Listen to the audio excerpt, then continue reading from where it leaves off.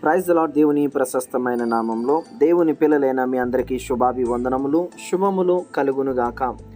నీతో దేవుని మాట, దేవుని పరిశుద్ధ లేఖనం ఈ ఉదయకాల సమయంలో ఈ రకముగా మాట్లాడుచున్నది.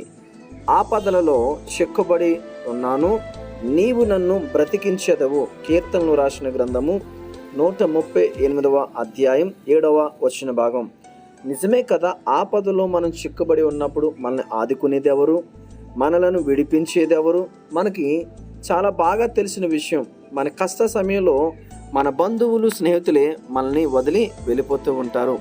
అలాంటి పరిస్థితులు దావీదుకి ఎదురైనప్పుడు దావీదు ఈ రకంగా మాట్లాడుచున్నాడు.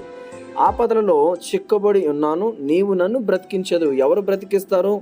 ఆ దేవుడే బ్రతికించాడు. అనేకులు ఆయన మీద దాడి చేస్తున్నప్పుడు కానీ, ఆయనని తరిమినప్పుడు కానీ దావీదును దేవుడు మాత్రమే తప్పించడు. కాబట్టి